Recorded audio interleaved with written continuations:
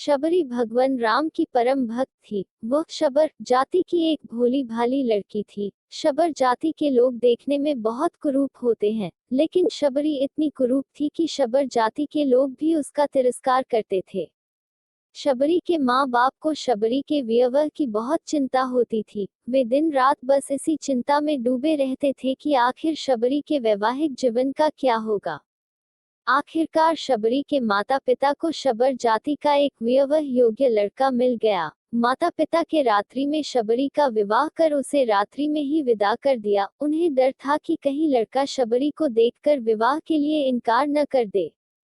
शबरी अपने पति के साथ रात्रि में ही निकल गई। आगे आगे शबरी का पति चल रहा था और पीछे पीछे शबरी। चलते चलते वे दंडकवन में आ पहुंचे। वहां उन्हें सुबह हो गई। लड़के ने सोचा, देखूं तो सही मेरी स्त्री कैसी दिखती है।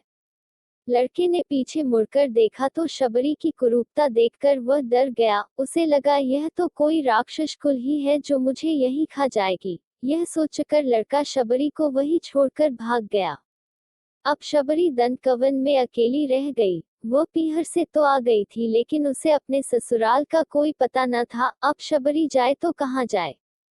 दंडकवन में रहने वाले ऋषि शबरी को अछूत मानकर उसका तिरस्कार करने लगे। उसी वन में मतंग नाम के एक ऋषि महात्मा रहते थे। मातंग ऋषि को शबरी को देखकर उस पर दया आ गई। उन्होंने शबरी पर कृपा कर उसे अपने आश्रम में रहने के लिए शरण दे दी।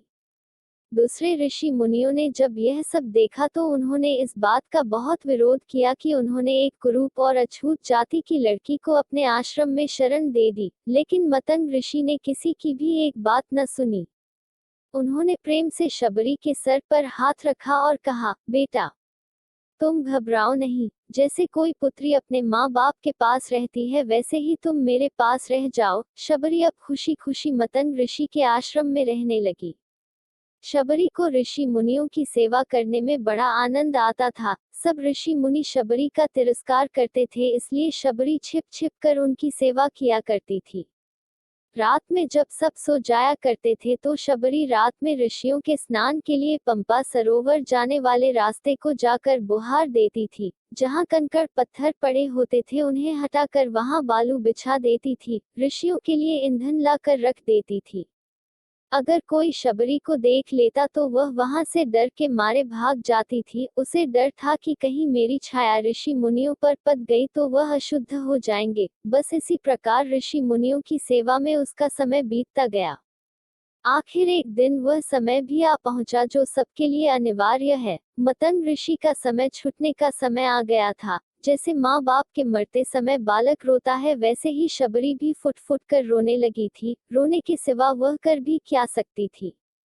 मतंग ऋषि ने शबरी को अपने पास बुलाया और कहा, बेटा, तुम चिंता न करो, एक दिन तुम्हारे पास भगवान राम आएंगे। बस इतना कहकर मतंग ऋषि शरीर छोड़कर चले गए। अब शबरी दिन रात भगवान राम की प्रतीक्षा करने लगी। रात में किसी जानवर के चलने से पत्तों की खखाहट भी होती तो शबरी बाहर आकर देखने लगी कि कहीं भगवान राम तो नहीं आ गए। वह प्रतिदिन कुटिया के बाहर पुष्प बिछाती और तरह तरह के फल लाकर रख देती थी। फलों में भी बढ़िया बढ़िया फल राम जी के लिए चक्कर रख देती थी। फिर राम जी नहीं आते तो अगले दिन फिर नए फल ले आती। राम जी को भोजन करने का उसके मन में बहुत उत्साह था। प्रतीक्षा करते करते एक दिन शबरी की साधना सफल हुई। मतंग ऋषि के वचन सत्य हुए। भगवान राम शबरी की कुटिया में पधारे।